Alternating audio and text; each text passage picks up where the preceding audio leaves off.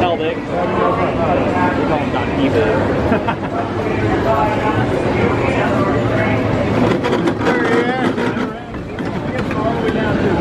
Remember the phone last year,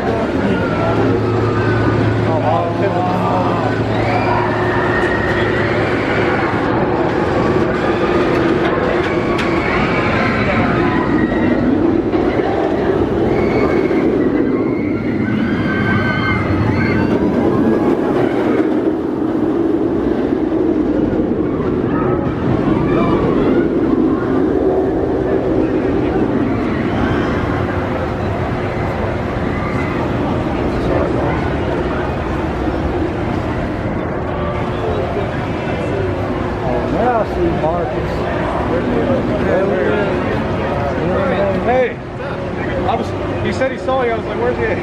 I'm just everywhere. I know you're everywhere today.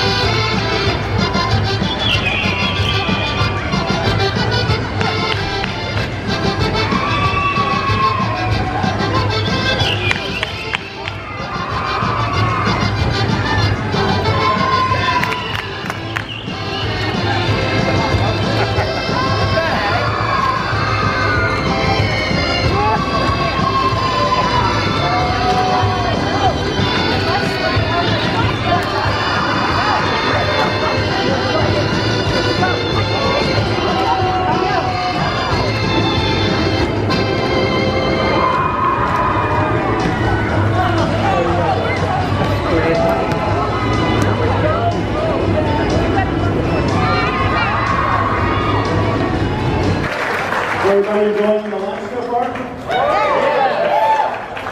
All right, our next guest speaker was involved in designing the beast. So there's only 2 people that were involved.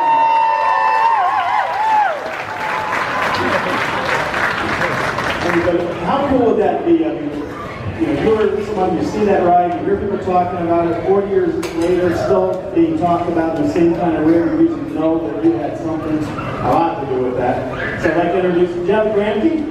And if you have questions for Jeff, same thing on the Facebook page. There is a post where you can now submit your questions for Jeff. Now, after he gets done speaking, he'll be available to sign the mugs that you purchase. Only the mugs can be signed, so you want to bring those mugs up here as soon as he's done. And then the Beast Tour today will begin at 2 o'clock.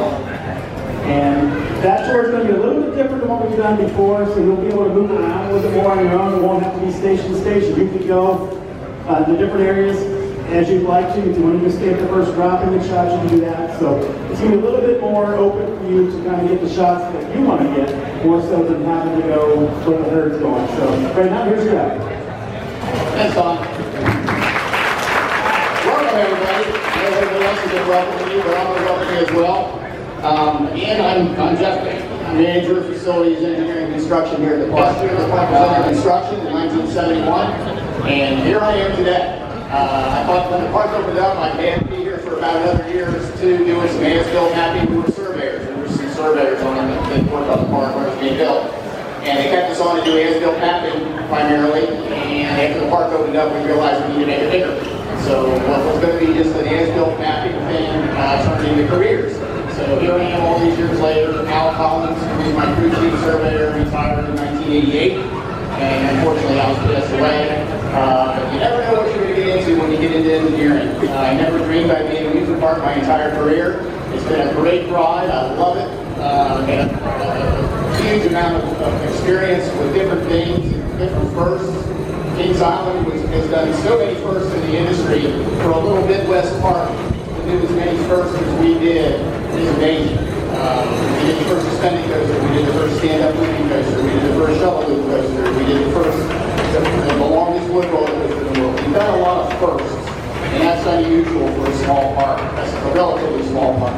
Usually when you think of first, you think of a Disney or Universal or something like that. So the reason I'm here to talk to you today is, as you mentioned, I'm one of the co-designers of the Beast. In the mid-70s, the company wanted to build the biggest wood roller coaster in the world, so we went to Don Allen from Philadelphia, the Baldwin Company, as most of you know about, and tried to get him to design a ride. He was semi-retired. You gotta remember back then we didn't have computers, we didn't have scientific calculators, we did everything with slide rules and log books, and did every calculation one at a time, wrote the answers down on paper, and had no way to go back and check to see other than doing the calculation again by hand. So we came back from Philadelphia after we went up there to try to talk him into it, and he said no. He was semi-retired, didn't want to do it. So him and his wife came down to the park the following weekend, and we kind of showed you the site. We had done some aerial topography mapping. Al and I had surveyed the whole property to come up with an aerial topography map. We tried to get him excited about it to do it. He asked him if he knew anybody else that could do it, and he said no. So we took a menu from the International Restaurant, flipped it over, and wrote a whole bunch of formula on the back of it. Just a whole bunch of math formulas. And handed it down and said, you guys can design the coaster yourselves. So nobody thought much of it that night. But the next day when we were looking at it in the office, the formula weren't that dissimilar from what we're used to doing as surveyors anyway. You know, essentially a roller coaster is just a fancy highway or a railroad. There's really no mystery in the name. It's just a lot more fun. So John gave us a whole bunch more information. We didn't, believe me, we didn't design it all, those few things that he gave us. He gave us a book, and essentially it's a book that he had developed over his entire career of how to design roller coasters. So he gave that to us. He was semi-retired, and nobody at PTC was going to do it anyway. So he gave us that book. And with that book, we were able to learn all the tricks of designing roller coasters that John did learn in his whole career. Al and I used to say that John had forgotten more about roller coaster design than most people ever knew. So he was really, really good. He knew everything. Wood properties, steel properties, oil viscosity properties, steel properties. He knew everything. More than you ever needed to know to design the ride. So we found out real quick why John didn't want to do it. It was very, very intense calculations that we had to do. And again, you don't have a computer, you don't have a scientific calculator, you don't have anything.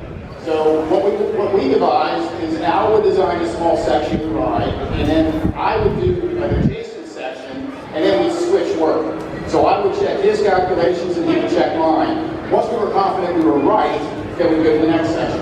So that's kind of how we did it. And as the surveyors, we not only were doing the calculations for the ride, but we were going out in the field and doing preliminary layouts of the ride in the woods with the directive to not take down one tree. So the idea was to try to build this thing in the woods without taking down anything. So when we first started doing the design, if there was a tree that was in the way that we didn't want to cut down, we'd go back and redesign again. Again, everything you change in a design affects everything from that point forward. So we quit doing that real quickly too. We decided, you know what, if we have to take down a few trees, so be it.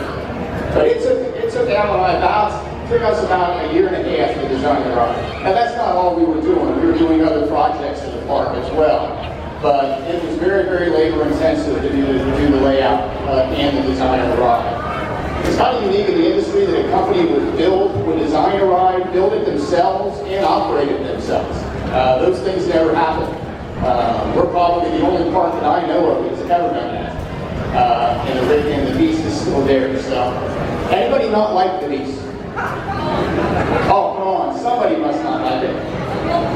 Everybody loves it. Hey, that's right. Well, remember the vote to get us the Golden Ticket Award for the best wood roller coaster in the world. So anyway, a lot of people don't like wood coasters. Wood coasters are totally different than steel coasters. When this park was built, there weren't very many wood coasters being built in the industry. Everybody had gone to steel because they wanted to do inversions and loops and boomerangs and stuff like that, the Schwarzkopf shuttle loops and those kind of things. So the industry had kind of gotten away from woodies. Everybody thought woodies were old-fashioned and nobody was interested in them. But since Coney Island was our parent company when they built Kings Island, Coney Island had two really good wood roller coasters down the river. And they wanted to get that same feel up here. We moved a lot of rides from down there. We moved a lot of the ginkgo trees in the mall from down there. We made our Coney Mall look like Coney Mall looked down there. So we wanted to build wood roller coasters. And after we did that, after John Allen designed the two wood coasters that we opened the park with, everybody loved them. So the whole industry then kind of changed. And now, even to this day, there's about 50-50 of wood coasters versus steel coasters that are being built. So Kings Island was kind of the impetus for getting back into doing woodies again. I myself like woodies. I like the steel ones too, but I like to shake it around. I like to feel like you're going 100 when you're on 140. With a steel coaster, you can be doing 70 miles an hour and you feel like you're flying in an airplane. You don't have a real sense for that speed. Where with a wood coaster, you definitely have the sensation of speed. Because you're rattling around a lot. So, it's a lot different system. Wood coasters are really steel coasters, believe it or not. Most of you know that. It's a steel track, steel wheels, very little friction loss.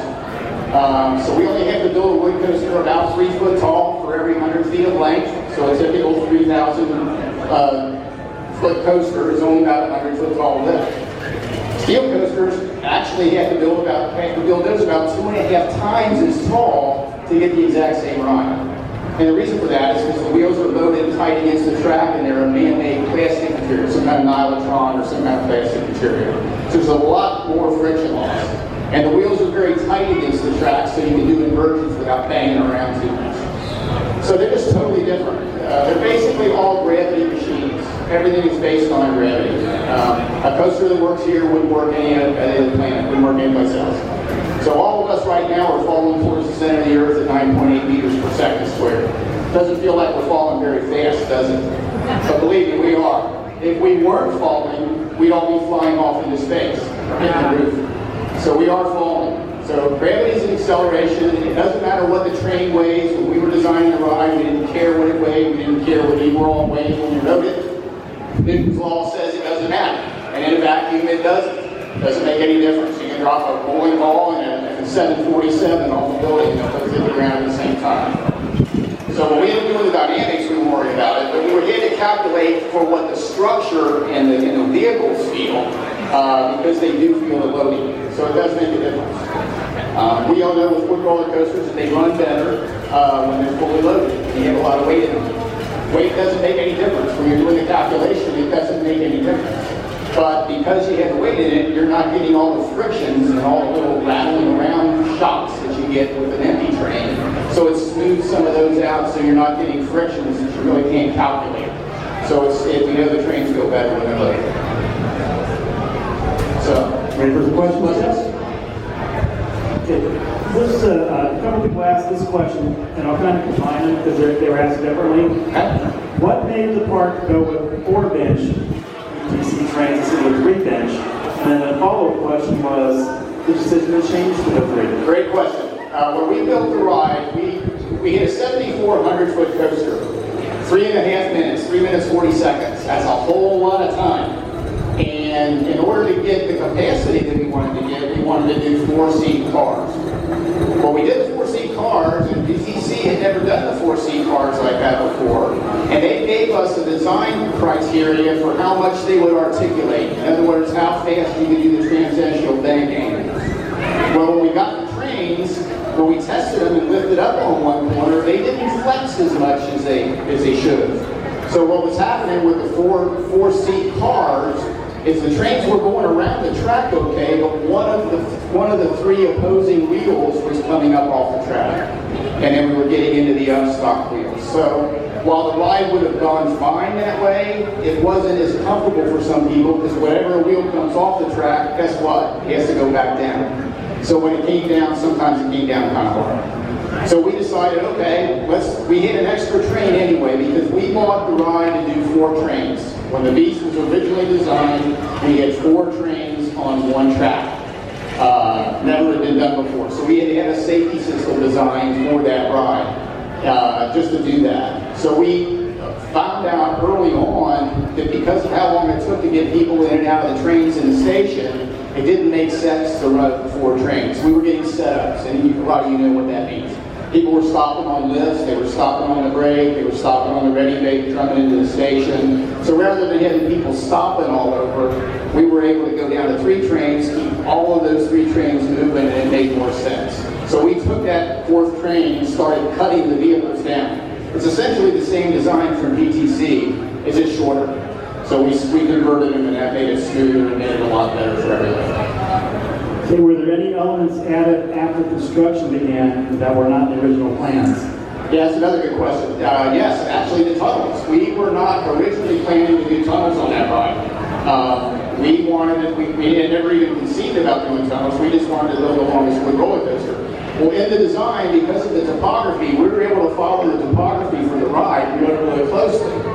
But because of where we wanted the station to be and where the drop had to be, we had to either go down underground with the first drop or raise the whole lift up that amount of distance, which would have raised all the structure for the rest of the ride. So in looking at that and looking at the pluses and minuses, we decided it'd be better to dig a hole and spend that money and not build the whole ride, 30 feet taller. So that's what we did. So we hired a local engineer. That was the one thing that we didn't design in-house. His name was Jim Koski, and he designed the tunnel for us. And then in the design process, we found a couple other buildings in the back of the ride that were also problematic for getting the topography to work right. So we decided to do some open cuts and just do retaining walls.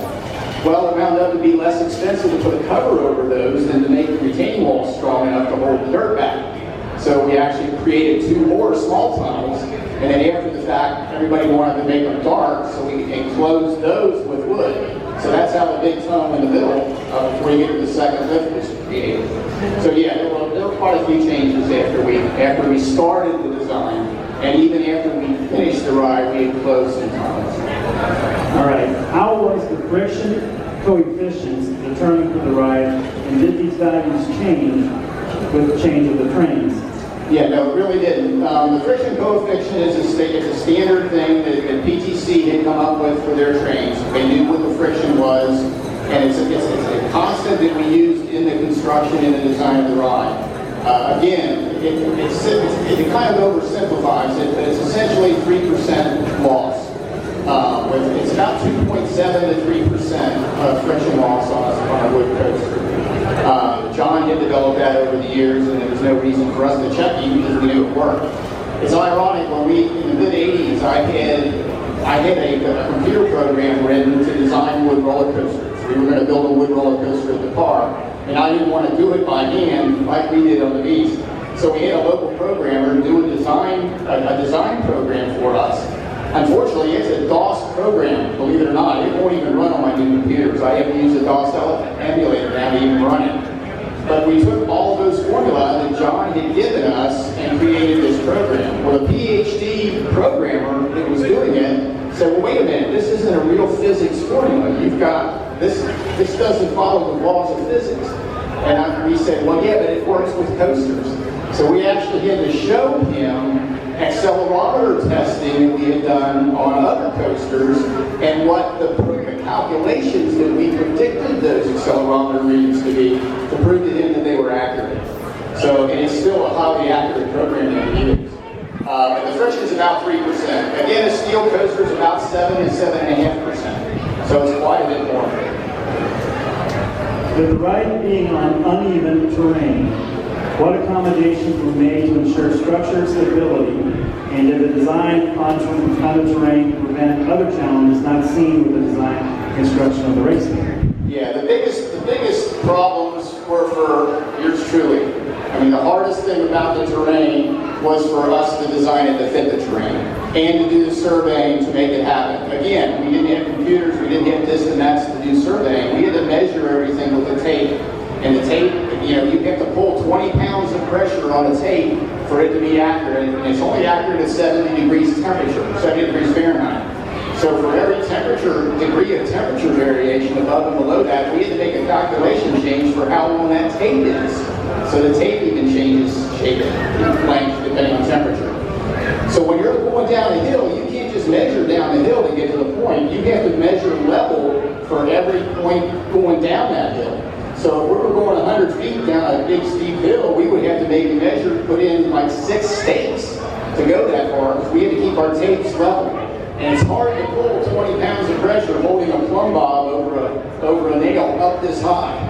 You know, Popeye would have a hard time doing that. So we wound up breaking a lot. So that was the hardest part. It actually made it a little more difficult to build the ride because of getting access to get to it to put the vents up. But what we did, we let the people that were installing, the crews that we had here at the park designing the foundations, we let them put all those in without shooting any grades on them. So rather than giving them an elevation for every vent leg, we let them put the concrete in to make it fit the ground. So we built all these boxes and fit the ground. Then Al and I went out and did an as-built of everything to get the elevations, and then we designed the vent structures to go on those. So it made it a lot easier for the carpenters. They didn't have to do plus-minus calculations on the vents.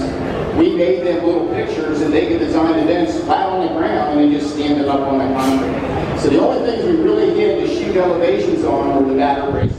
Because the batter braces are at a fixed angle off the ride. And depending on what the topography is, they're either going to be short or they're going to be a lot longer and a lot farther away. So we had to do grades on those. So we built the ride first, and then we went back and did what we call slope stakes to calculate where the batter braces need to be, and then did our batter brace details in the office to give them elevations where to build those to. When you built the Beast, did you expect it to still be running 40 years later? It's funny, we talked about it a lot when we were doing it. It was a hard project to do. We were fairly confident in John's formula that he had given us. We kind of knew it was going to work. We figured it was going to work. We knew it was going to work. Sort of. Yeah, we did. But when the first time that ride went around, Al was a very dry, quiet kind of guy. He'd been a surveyor his whole life. He didn't get excited about anything. He was not very animated.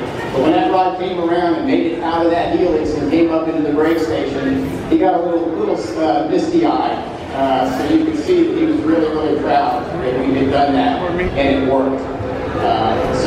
Well, it's funny, when I also ran the accelerometer, we had an analog accelerometer tester that was ready to go to run it to see what the lateral accelerations were and the longitudinal accelerations. We pretty much knew what the top and up and down were going to be. So while I did this big chart plotter thing out on the station, reading it and looking at it, they jumped in the train and took off. So I didn't even get to ride the first train around. So I'm looking at all the stuff, and here goes the train. So. What considerations went into the elimination of the original lake water underneath the station and in shoreline? Yeah, that's a great question. For those of you who were here at the park when it first opened, there was a war canoe ride there where the beach station is. We actually had canoes that held 40 people. If 40 people could row these canoes around this lake. But we wanted to keep that lake and build the ride in the lake. So we actually built the station in the lake. The whole first turn coming out of the station was in the lake. All the way around, the base of the lift was in the lake. And then once you start going up the lift, we got out of the lake. So we wanted to keep that. The reason we took the lake out was because you all used it for a garbage can. People were throwing cups in it and throwing cigarette papers and cigarette butts. And we just could not keep the lake clean. There's no way to get in there to sweep the lake, so it was a huge, huge problem. So we filled in the lake mainly to keep the ride clean and keep from having a problem. What suggestions do you have for people wanting to get into the industry? Take as much math and science as you can. When I was growing up, I had no idea that I'd be working in an amusement park, let alone designing a ride. But I knew I loved math. I loved math and science. I took a lot of math all through grade school and high school. I took extra classes. I went early. I went to Moeller, and they had a school within a school, and we were able to go to school early and stay after late. I graduated in 3 years. I took as much math as I could get. So when I went to college, I had a whole bunch of college math already. So whatever you want to do in your career, if you have a lot of math and science training, it will transfer into anything you want to do. Whether you want to get into medical, whether you want to get into public relations, it doesn't matter. You will use math. So I highly recommend everybody take as much math as you can. How long does it take for the crews to check the track on the beach each morning? All the wood roller coasters are walked every inch of them every day. So before we open the ride, the mechanics actually walk every inch of the track. Rain or shine, it doesn't matter. The only thing that will get them off of the track is if we have thunderstorms. If there's lightning in the area, we will get them off and they won't do the walking. But they start walking way before daylight, and they have nowadays with LEDs, it's a lot easier to see. The lights are a lot brighter. But they used to use just plain old flashlights to see. So they're walking them every day. It takes about 4.5 to 5 hours a day to walk all of the wood roller coasters. The steel coasters are inspected every day from the ground, and they're walked. It depends on the ride and what the ride manufacturer wants. But they're walked the check track, about once a month, some once a week. So that's not as intense of a study as the 40s. You got to remember, wood roller coasters tend to be you're building them all the time. That ride opened 40 years ago, and we haven't stopped constructing it. What happens is because you got all that steel on the top of the wood's not strong enough to keep that steel from going down into the wood. So you wind up replacing the top plies of a wood roller coaster track quite often, especially in the high-load areas. So we're actually rebuilding the top plies almost continuously. So we do a little bit. Any of you that ride the racer, we did the one side of the racer this past year, and they did really, really smooth. Eventually that will go in. Now we're using harder woods. We're using Ipe, and there's a lot of other woods. Primarily woods that are grown near the desert, where they wind up having a whole bunch of silica. They're almost like concrete because they're growing in the desert, and all the wind blows all the sand into them while they're growing, and that sand becomes incorporated into the wood. And it's almost like cement. So we are doing a lot of that now, but that doesn't bend very easily because it's more like a block of concrete. You can't bow it as easy. So there's pluses and minuses to doing that. A couple more for you here. What was the best part of making the beast? Oh my gosh. I think just being able to do it all. I mean, it was so much fun to be able to design a ride and actually be involved in building the ride and then actually have the ride work and be as successful as it was. I mean, here we are all talking about the beast 40 years after it opened. I can't believe it. It doesn't seem like 40 years to me. It seems like we were just doing it yesterday. So to have something that has that much lasting appeal is really, really rewarding. It makes me feel really good to be a part of that. And the final question, how much testing did the ride have to go through before you could put humans? That ride didn't have a whole lot of testing. I mentioned I had the thing laying out on the time thing when people took off. Nowadays we test everything for hours and hours before we let anybody on. We actually we have to hit 100 cycles, 100 rides with no faults. In other words, no sensor faults, no setups, no, and that's pretty much any ride. So that's 100 cycles with no problems whatsoever before we let us on the ride. So it's pretty intense. If you have one fault at ride 99, you start over again at 1. So you really want to make sure you get 100 good ones in so you can let people up. All right, let's hear it for Jeff Gramke.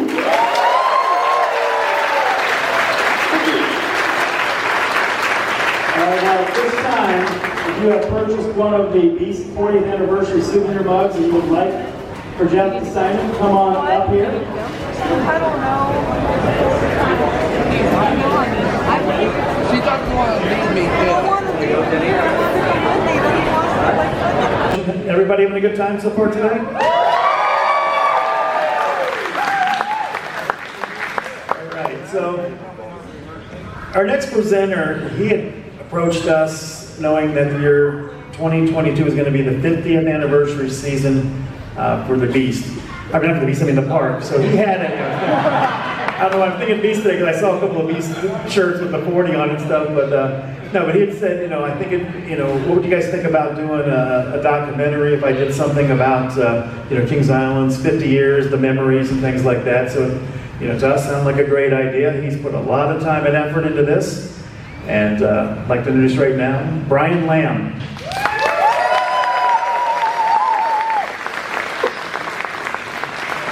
Thanks, Ken. Actually, you know what? I might step up on the stage here because I don't want to be walking on top of people. Let's scoot around here.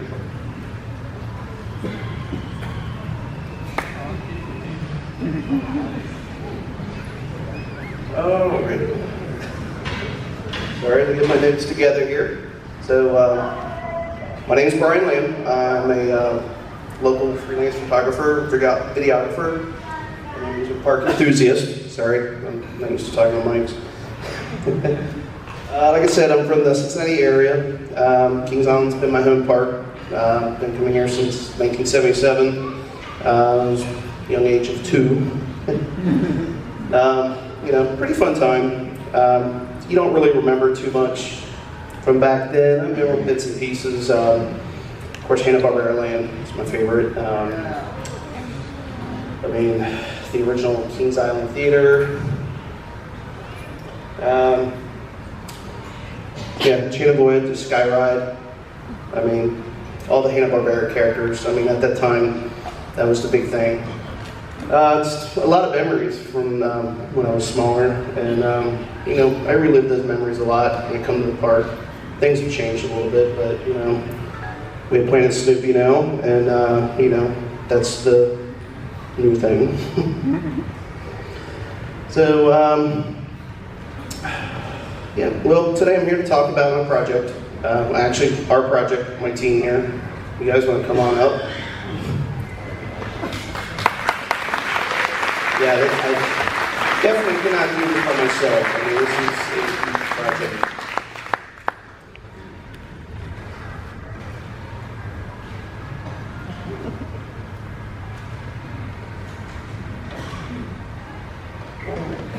Yeah, and this is going to be a documentary about the 50 years of Kings Island, the memories.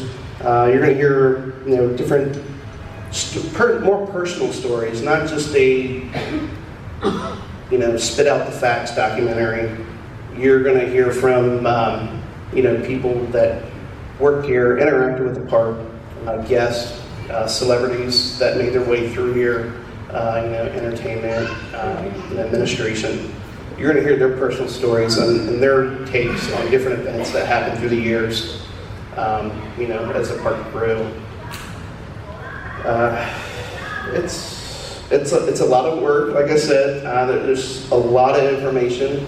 When I first started, I was like, it's not going to be too bad. But once you turn over one rock, there's a whole bed of pebbles underneath it. You hear from one person, and they give you 5 other names of people to talk to. You hear from them, and it just multiplies. So it's great. We're getting a lot of stories, but it's pretty immense. Let's see here. I will actually let my team introduce themselves, since they got a big part of this. So we'll start out with Tom Pavlik. Hi, my name's Tom Pavlik. I know some of you. I do work in the park occasionally. Thank you very much. Appreciate it. I will be your host for the Kings Island 50 Years of Memories. And for so many of us, Don included, I grew up in Kings Island. And what I'm hoping is that this film is actually kind of a representation of my life. I remember coming here as a kid. I remember riding the Beast with my older brother, waiting 4 hours in line. How many people got drinks? Remember getting drinks in the queue? Yes, in the water. Yes, I remember that. Pretzels. Those were good times. And just the little footage that I've seen, it was just like, oh wow, that's amazing. And what's really cool is, now I'm a little bit older. When I was younger, I wasn't allowed to work at Kings Island. I showed them. But now I bring my kids, and my kids have those same memories. And hopefully Kings Island will be around for a long, long time. But I'm really looking forward to this film because it's going to rekindle all the memories I had growing up. Thanks, son. All right, so my name's Craig Lane. I represent the sound department for the movie. For me, I actually didn't come to Kings Island a whole lot as a kid. I came, once a year, maybe twice a year if it was a good year. But for me, I like learning about the park. It's a place that I've always enjoyed to come to, and as an adult, I come here a lot more. And I like bringing my kid here, just like Tom, trying to relive those memories with my kid. So as far as the project, I'm a podcaster, voiceover actor. I do a couple of different things here and there. But for me, it's a way that I can learn more about the park and years that I didn't get to experience, and then be able to pass those on to other people throughout the years. And hopefully this is something that we can all look back on, in 10, 20 years and be proud of what we produced and be able to see more about the park.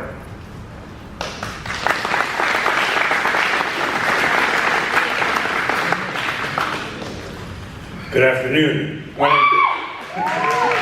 name's Justin, and I know a thing or two about funnel cakes, unfortunately. I read a lot about the food at all the Cedar Fair parks, and so I am here exclusively for the craft services for this project. My goal is to kind of help them, guide them, kind of research a lot of the back-end food information that happened over the years, and take it from there. So we'll see where it goes.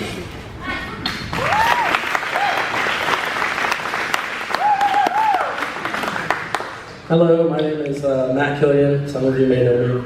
I've been coming to the park since '97. I became an enthusiast in '09 at the park at Diamondback. Kings Island's been my home away from home and my getaway through life sometimes. And so working on the documentary, I wanted to show how the park made memories for me and for others.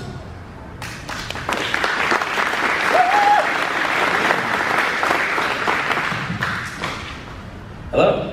I'm Marcus Dorsey. I'm a videographer based in Louisville and Lexington, Kentucky, working with a newspaper in Lexington, Herald Leader. I'm just happy to be here, so I appreciate Brian for inviting me on stage.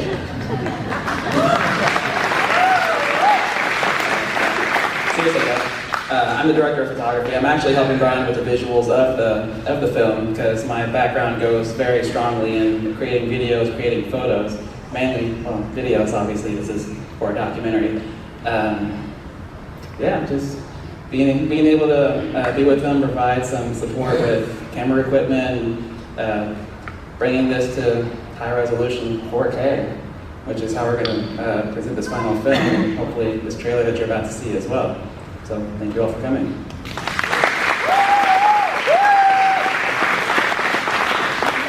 All right, guys, what's up? My name is Kyle Truthofer, and I guess you could call me the social media coordinator, volunteer kind of thing. I've just absolutely loved Kings Island since I was a kid. And one of the biggest things we want to do through this documentary is to preserve, and we want to relive those memories for families and future generations to come. So that's especially what I want to make, like, especially the social media aspect of it, really more interactive, because we want to hear from you guys, because like this is, this isn't just our documentary. This is Kings Island's documentary. This is, all of our families' documentary, because all of our families grew up around here, and that's what we really want to make it. We want to make it about the families and the amazing memories that all of the families and future generations will make to come. So once again, thank you so much for coming here, and Brian? Thanks, Kyle. And I can't forget, we have our silent Bob down here, Bob Kilmer. He's taking photos right now. He's our production photographer, so he'll be capturing all the behind-the-scenes moments as they go on.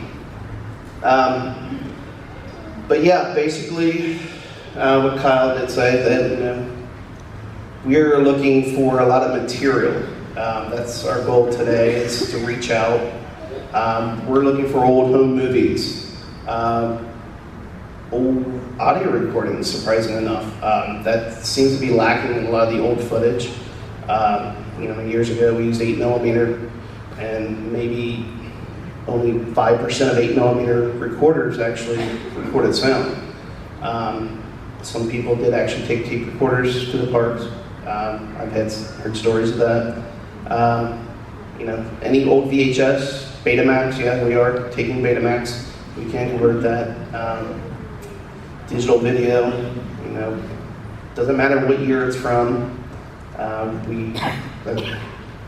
We'll be happy to review anything you might have. We're looking for park maps, souvenir maps. Right now we do have the 1972 souvenir map and the 1983 map. So our goal with that and all the other materials is, after this film, I've talked with Don before, and he's mentioned how a lot of the Kings Island archives were wiped out by previous owners. I know he's been personally trying to restore them best he can. And I'm hoping with this project, if we can collect enough materials and restore them the best we can, to kind of restore that archive to the park. So they have that, so they can, have it in the vaults for future generations. Kyle, you want to talk about the store and, yeah, okay.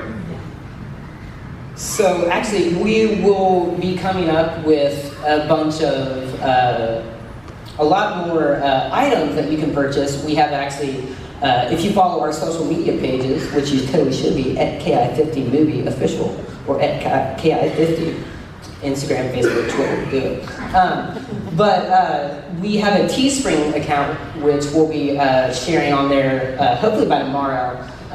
We'll put out some merchandising, so like, I know one of them was, it's actually live now, hey. So get on your phone. No, but there's, we have some for Ken's Keelboat Canal, Rivertown Pizza, the Lost Parents sign from Hanna-Barbera Land. I know I totally don't understand that, but I know a lot of you do probably. Yeah, and there's just so much, like we said, one of our goals is to bring back a lot of those memories that we just want you guys to enjoy. Like, this should be an enjoyable process for not just us, but all of you guys, so.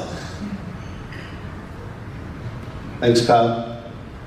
Okay, we don't have too much time, so I want to get around to a couple things. First of all, we're going to do a giveaway. So we're going to actually give away a piece of Kings Island history today.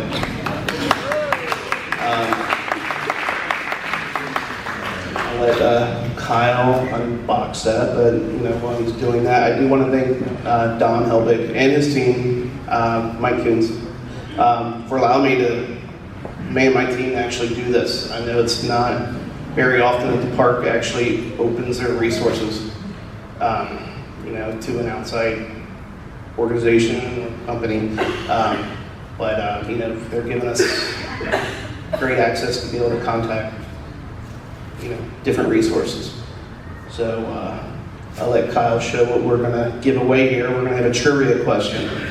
So we're gonna answer this trivia question. Who's gonna win this thing?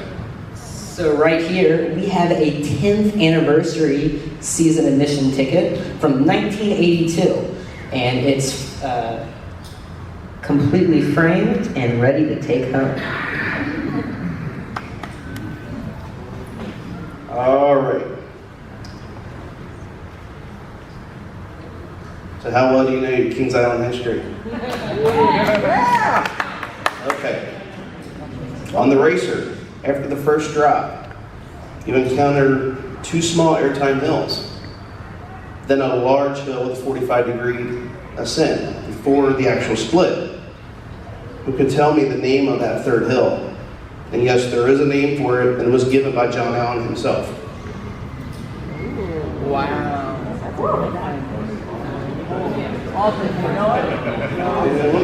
We'll give him a couple minutes here.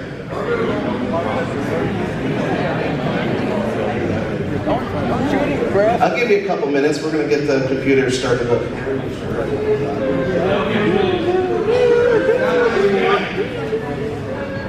Tim's got one. Tim's got one. I'll give it a shot. Helmet hop. Nope. Nope. Oh.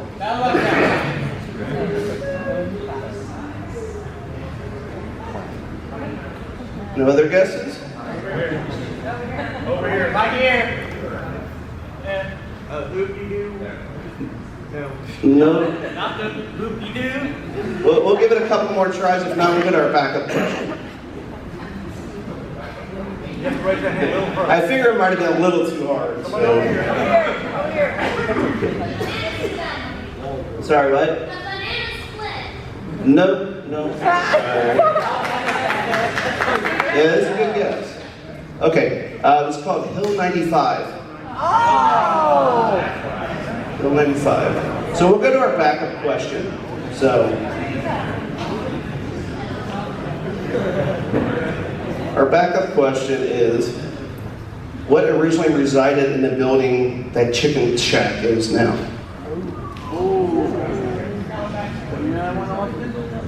Guy right here, no. You there? You say the Sky Ride? No, sorry.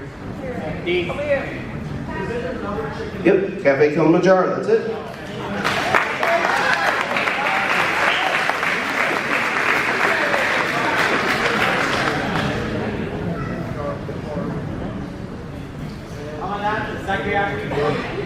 Congratulations. Congratulations. All right.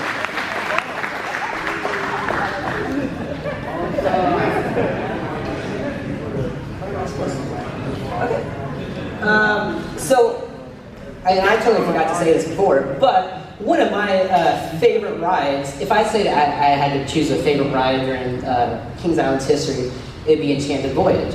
But you're like, yeah, thank you. But you're like, Kyle, you're only 19 years old. You were never even alive to see that. I'll tell you what, my dad raised me growing up watching all the Hanna-Barbera cartoons, like Banana Splits, Huckleberry Hounds, Hong Kong Phooey. I love that. And I just think that I really, hopefully we'll get a lot of, that's one of the rides that we really need a lot more footage of. We'd like to find is the Enchanted Voyage, especially for Smurfs Enchanted Voyage, Phantom Theater, on and on and on. This is a very historic building, by the way. But yeah, so are we ready? All right. Go ahead and take a look at our Kings Island 50 Years of Memory trailer. These are trailers.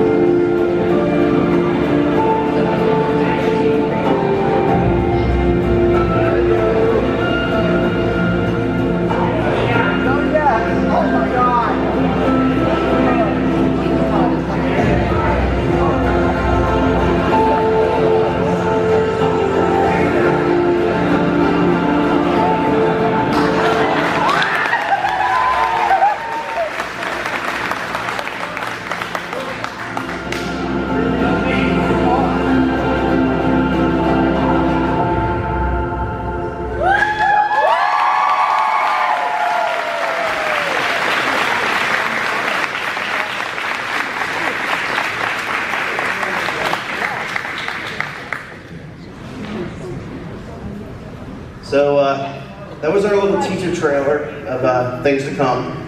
So as we gather more materials, there's going to be a lot more. Of course, we're going to be doing a lot of interviewing.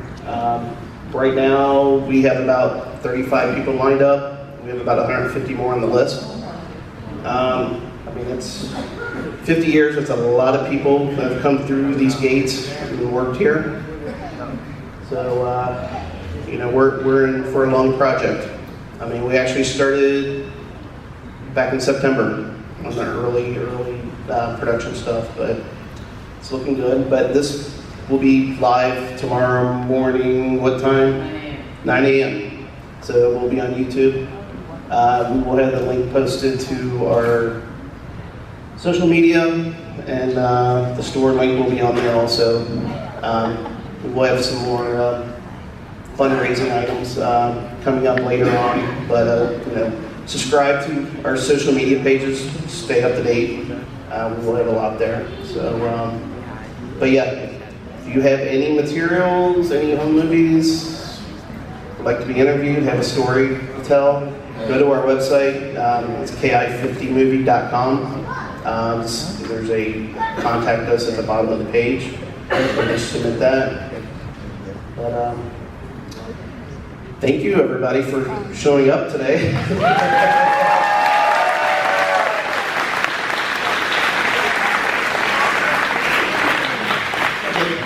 Justin wants to say something real quick.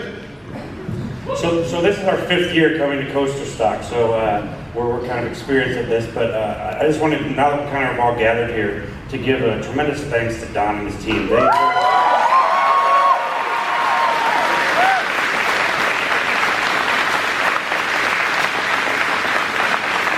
obviously work a lot of hours putting all this together for us.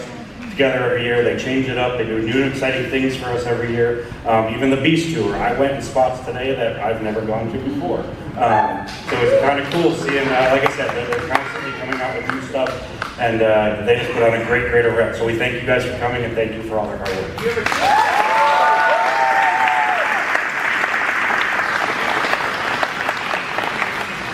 All right, and then we have our final.